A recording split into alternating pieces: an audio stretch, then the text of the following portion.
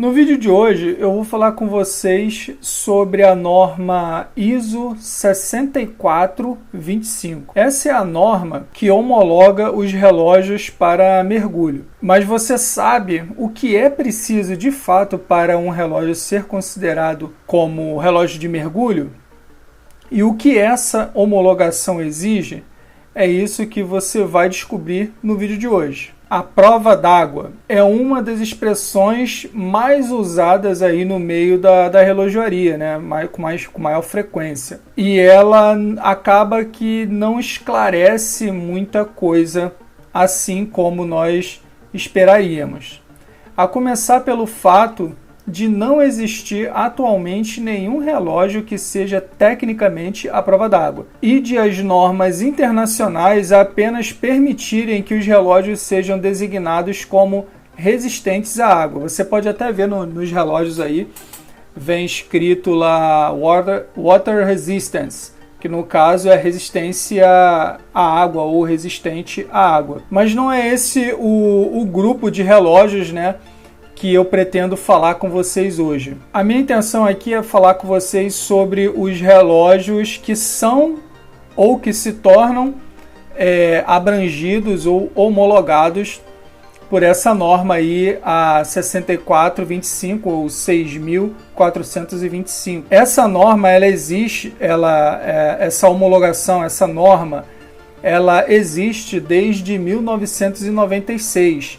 E ela regulamenta as características de um relógio para ele ser tido como um relógio de mergulho de fato. Os relógios de mergulho, galera, isso é inegável, eles agradam todo tipo de pessoa, pelo menos a maioria.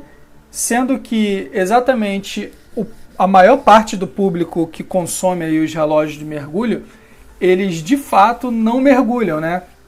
São pessoas que curtem ali o estilo diver, né? Até se criou um apelido aí, um termo, desk diver, né? Que no caso seria o mergulhador de mesa, justamente porque é um relógio tido como relógio de mergulho, porém o proprietário mesmo não o faz.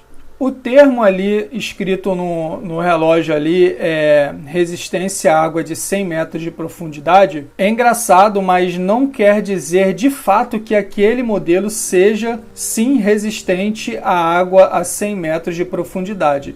Pelo menos não se ele não foi homologado pela Organização Internacional de Normalização, ou seja, ISO. Existe também, galera, assim como tem a norma ISO, né, 6425, existe também na Alemanha o DIN, cujo DIN, né, que é o 8306, que é o equivale à norma ISO 6425.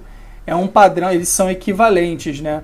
Além dos padrões de resistência à água até no mínimo de 100 metros de profundidade, os valores são testados em laboratório e não em condições reais. Essa norma ISO, ela estabelece os requisitos mínimos dos relógios mecânicos de mergulho, requisitos que eu vou citar para você aqui agora. O primeiro deles ali é a legibilidade. Quando o mergulhador ele começa a submergir, além do ar, obviamente, ele começa a perder as cores. Por quê?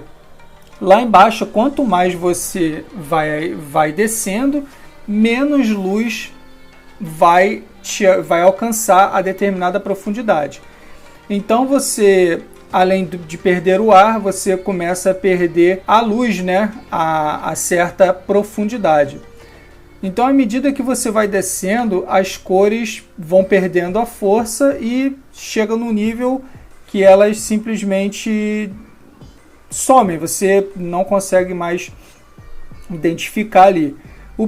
A primeira cor a se perder, no caso, é o vermelho.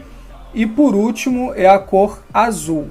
Assim, a legibilidade de um relógio de mergulho é garantida pela presença de marcações permanentes no mostrador do relógio, claramente discerníveis a pelo menos 25 centímetros de distância do rosto, né? Para construir essas marcações, os fabricantes recorrem a ponteiros e marcadores luminosos, cuja a leitura debaixo da água é assegurada pela aplicação de pigmentos luminescentes que atualmente são feitos, na maior parte dos casos, né, claro, à base de superluminova.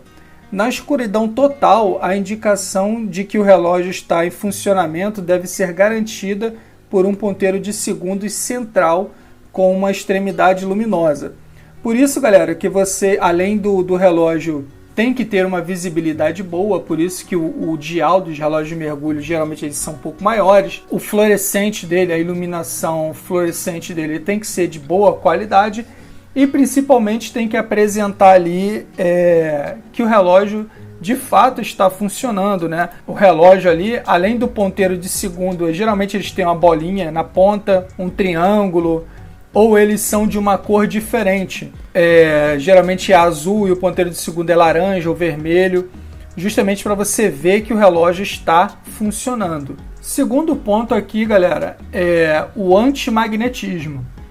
A resistência dos campos magnéticos é outro aspecto regulado pela norma ISO. Esta característica é testada através da exposição do relógio a um campo magnético de corrente contínua de 4.800 amperes por 3 vezes.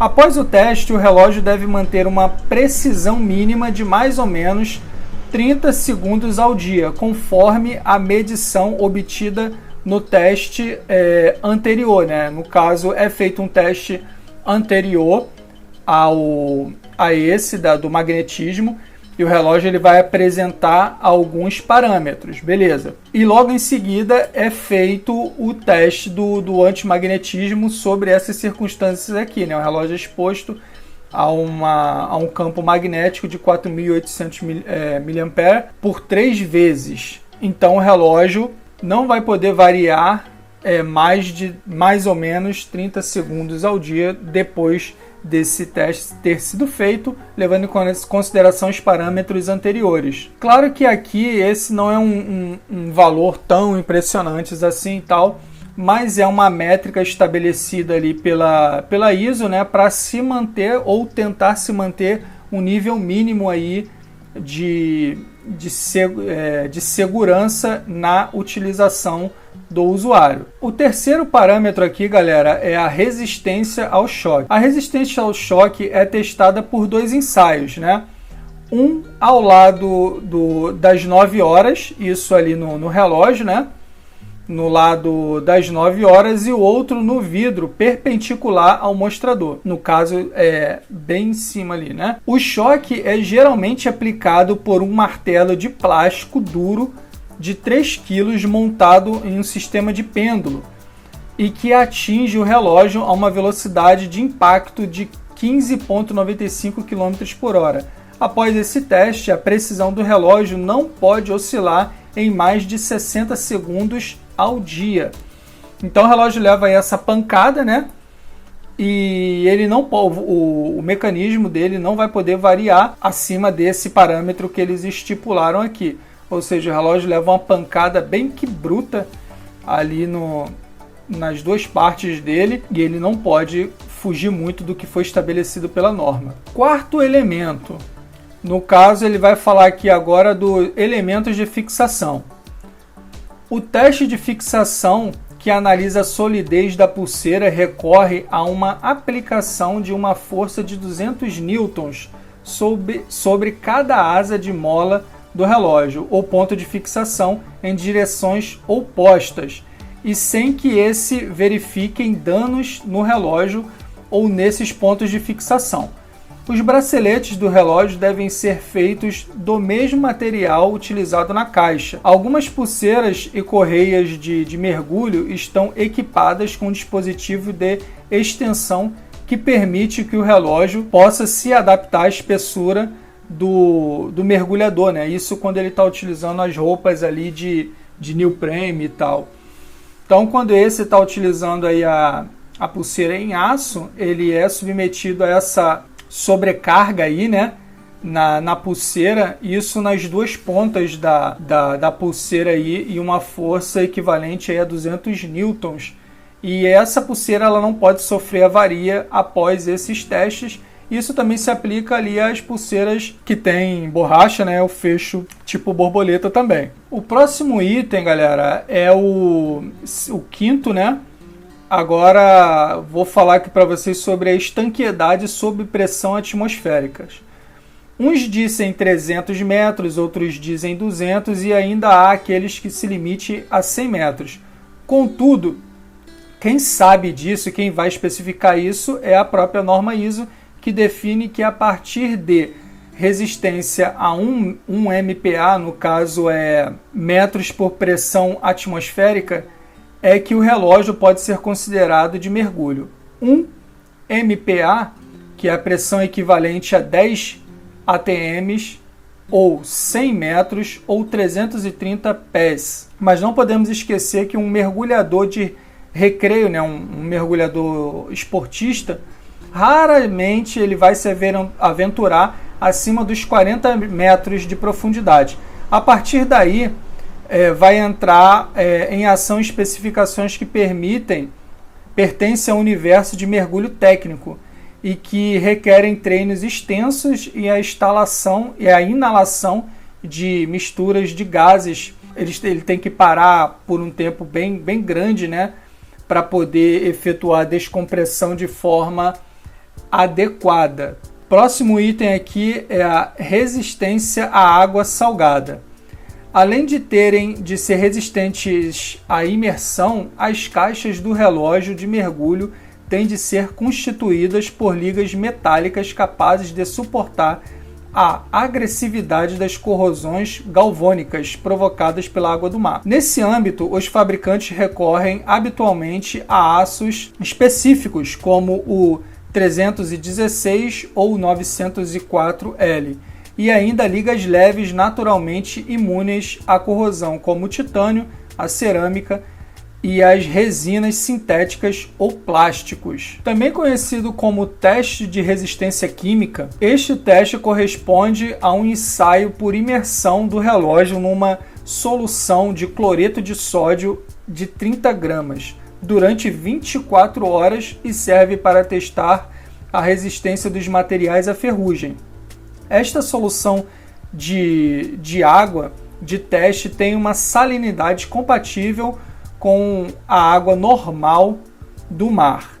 Então eles fazem aí uma solução de água salgada, né, para que se aproxime o máximo ou seja equivalente à água do mar, e o relógio tem que ficar lá submerso durante 24 horas nessa solução, né, sem que apresente nenhum tipo de corrosão. Então é uma quantidade aí de água salgada, de sódio na água, né, bem alta, e o relógio lá ele fica paradinho, quietinho lá de molho, basicamente, sob essas circunstâncias, e não pode apresentar corrosão. O próximo item aqui é o número 7, luneta de escala, ou como a gente consegue chamar, ou costuma chamar, né, catraca, ou até mesmo bisel giratório. A norma ISO 6425 exige que um relógio de mergulho tenha um dispositivo de pré-seleção de tempo, pelo que a maioria dos modelos possui uma luneta rotativa, ou no caso aqui uma catraca, né, um bezel rotativo, que permite medir o tempo de imersão decorrido. Ao alinhar o ponteiro de minutos ao zero da catraca, o mergulhador passa a poder controlar visualmente o tempo exato de mergulho. As lunetas de mergulho devem girar apenas numa direção, neste caso no sentido anti-horário. Desta forma, o movimento destes elementos não pode ser acidentalmente convertido para o sentido horário. Isso aí vai prejudicar o mergulho, né, do mergulhador, vai passar para ele que ele tem mais tempo do que ele realmente tem, o que iria interferir com a contagem de tempo total de mergulho. Alguns modelos resolvem este problema ao utilizar aros graduados rotativos internos sob o vidro do relógio, que não podem ser movimentados inadvertidamente. Existe também essas válvulas no relógio que elas têm trava, tá? ou seja, você pode fazer o giro ali quando o anel é interno, né? E essa coroa, vamos dizer assim, ela existe uma trava superficial impedindo que você gire acidentalmente. Ou até mesmo a catraca comum, ela tem uma trava embaixo ali da catraca, né? Que você só consegue girar no sentido anti-horário. Se você tentar girar para o sentido horário, ela não vai de jeito nenhum, a não ser que você quebre. Número 8. Finalidade do relógio sobre pressão de água. Os fabricantes de relógio de mergulho conferem a estanqueidade aos seus relógios, selando a caixa em diversos pontos nevrágicos. Esses pontos de perigo, no caso aqui, né, através dos quais a água pode passar, são o fundo do relógio, as extremidades ali do vidro do relógio e a coroa. Para impermeabilizar eficazmente um relógio, são usados elementos de vedação no fundo e no vidro, que permitem a água, que fazem com que a água fique do lado de fora do relógio.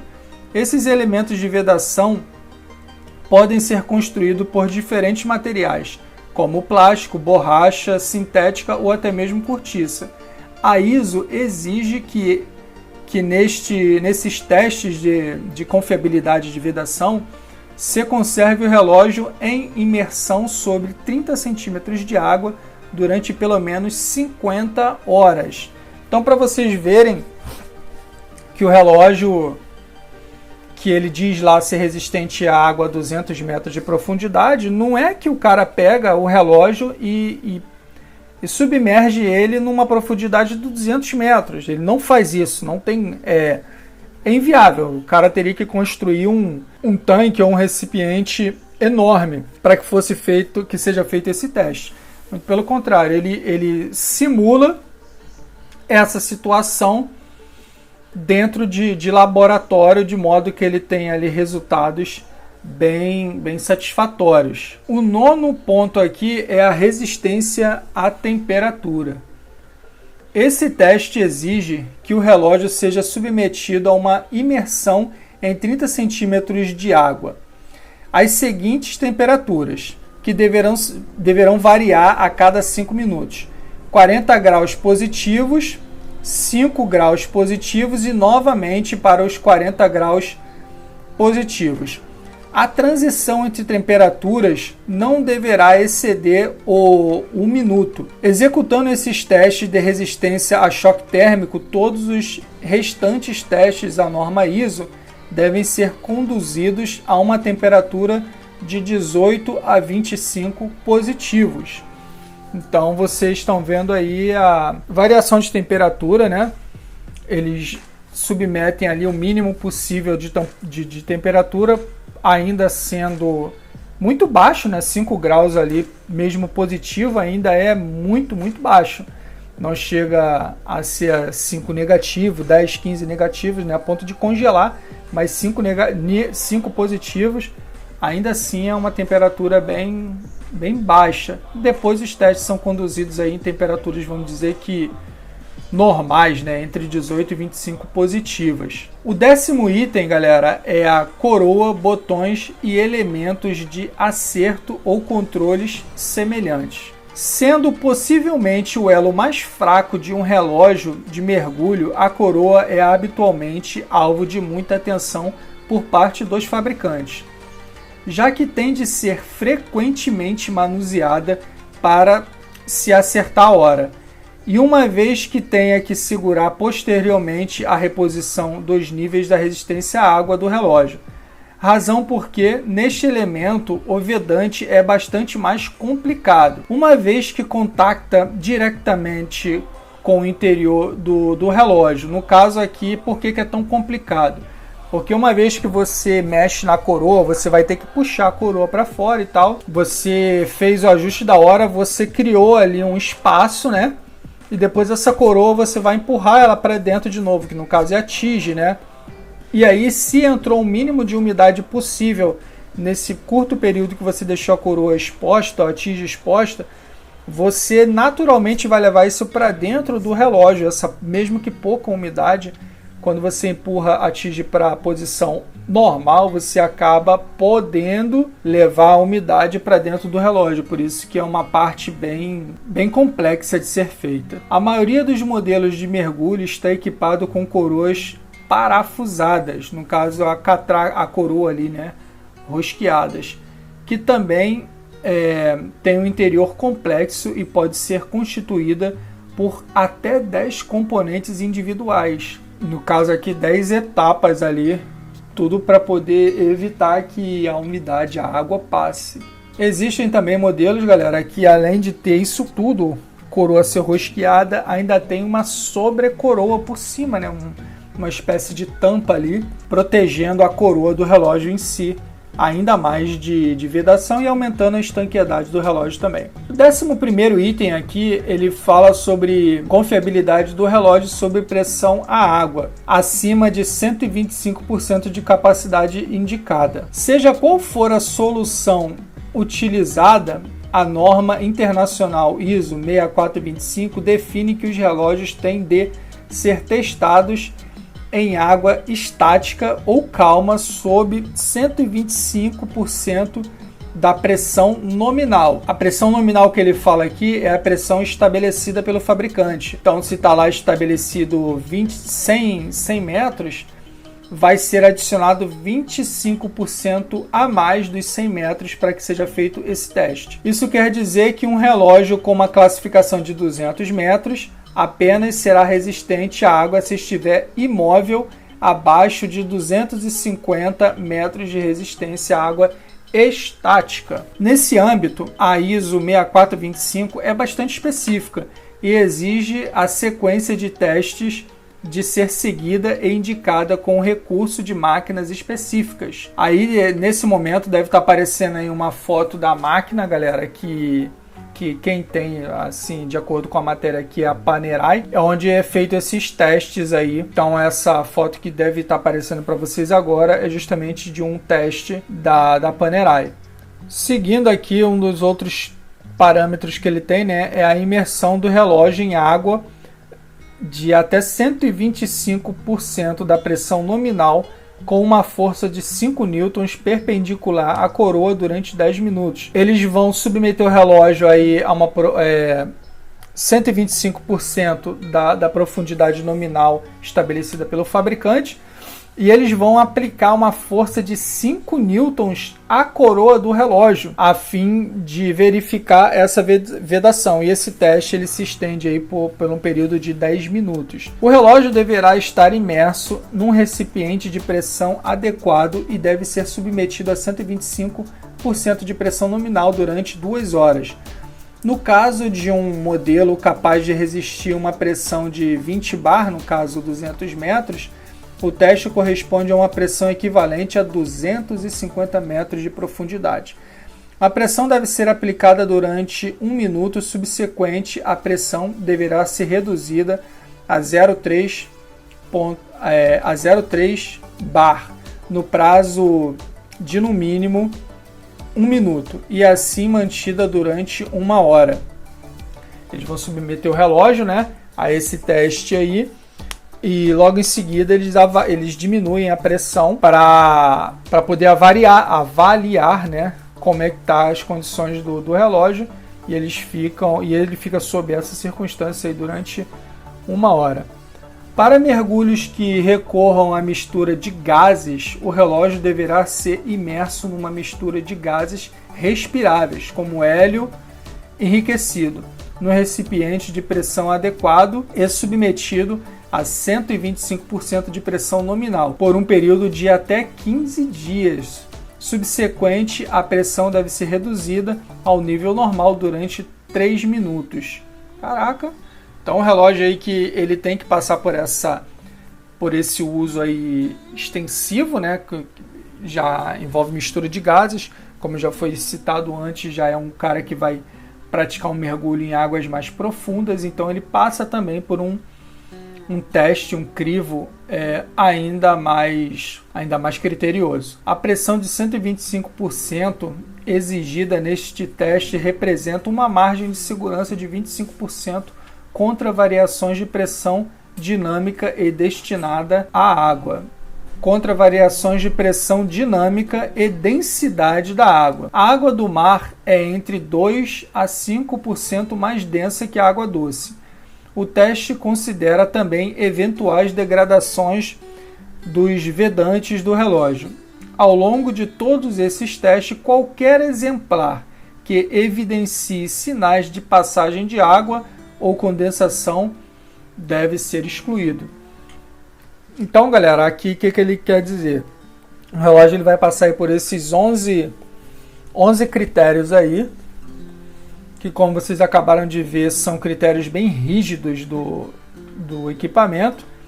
E se ao longo do teste o relógio não aguentar qualquer um que seja, de cara ele será excluído de imediato, né? Se entrar água condensar, o relógio ele vai ter que ser excluído. Se ele estiver lá no segundo nível de teste e ele entrar água, não tem necessidade de ele seguir para os diante, né? Porque só vai aumentando o nível de exigência. Então eles excluem de imediato o relógio caso ele falhe em qualquer uma das etapas. Garantia, ficção ou realidade. Na fábrica, quando testado para efeitos de garantia e resistência à água, o relógio encontra-se num ambiente invariavelmente artificial, que é muito diferente do relógio que terá de enfrentar durante um mergulho em condições reais. Nestes testes realizados em ambiente controlado, o relógio está totalmente estático, as juntas estão novas e a caixa acaba de ser montada para que nada comprometa sua resistência à água. No entanto, a resistência do relógio à água ficará sempre comprometida pelo envelhecimento natural das juntas, golpes e impactos que podem dar origem a deformações nos componentes da caixa. Deformações essas que comprometem a sua estanqueidade. Todos esses imponderáveis dão ao fabricante considerem uma margem de segurança generosa para que não sejam responsabilizados caso o relógio acabe por deixar entrar água. Isso aqui é evidente, né, galera? O relógio ele é testado em ambiente controlado, isso é fato, e é por amostragem, né? Uma fábrica lá determinada qualquer fabricou 10 mil unidades do modelo A. Não é que eles vão pegar as 10 mil unidades para fazer um teste, não. Eles vão pegar uma amostragem para fazer o teste. Até porque se todos os modelos foram fabricados e submetidos aos mesmos níveis de controle de qualidade na fábrica, então, a princípio, todos os relógios foram montados e equipados da mesma forma. Por isso que o teste é feito por amostragem. Mas, novamente, como ele fala ali, o relógio é novo, tudo montado, o relógio não recebeu nenhuma condição adversa. Então, é claro que o relógio vai estar funcionando na sua máxima condição aí, e claro que não deve ser levado em consideração esses testes aqui, o relógio quando já tem algum tempo de uso já pelo usuário. Outra observação aqui, galera, quando são fabricados relógios de mergulho, são testados quanto à resistência à água. Contudo, não são testados quando são vendidos na loja, o que pode acontecer meses ou anos depois de terem sido produzidos. A resistência à água não é uma característica permanente pelo tempo durante o qual o relógio permanece estanque. Não pode ser medido como um todo. Se valoriza a estanqueidade do relógio, ele deve ser feita a manutenção periódica aí, no mínimo, anualmente. Isso aqui também é outra coisa óbvia, né? Você comprou o relógio ali na loja, tal, ele está novo de fato, mas ele foi... aquela seção, né, aquele lote, ele teve aí o teste no ato da sua fabricação. Então, ao longo dos meses ou anos que ele demora a ser vendido, pode ou não ser, essa parte da estanqueidade pode ou não ser influenciada de forma negativa de acordo com o manuseio, transporte, armazenamento, isso tudo pode vir a influenciar na estanqueidade do relógio. Eu entendo que aqui já é uma medida super extrema, né? Não é porque o relógio é novo e tal, mas eles botam isso aqui a fim de se eximir de qualquer situação fora de controle da parte deles. Testar os relógios de mergulho para que estejam em conformidade com a norma ISO 6425 é um ato voluntário e envolve custos. Nem todos os fabricantes apresentam os seus relógios para certificação de acordo com essa norma. Apenas os relógios que cumprem os requisitos definidos pela norma ISO 6425 podem usar a designação relógios de mergulho, seguida da profundidade de mergulho pretendida em metros. A simples designação de relógio de mergulho não é permitida. Da mesma forma, apenas é permitida a utilização de valores múltiplos de 100 para a indicação da profundidade suportada pelo relógio. No caso aqui, ele especifica que você não pode botar lá relógio de mergulho a culhão. Para usar essa termologia relógio de mergulho, de fato, o relógio ele tem que ser detentor dessa norma aí. Se ele não for detentor dessa norma, você não pode botar lá que é um relógio de mergulho. Ele é um relógio resistente à água a tantos metros de profundidade. Mas relógio de mergulho de fato. Então, galera, essa aqui foi a norma ISO.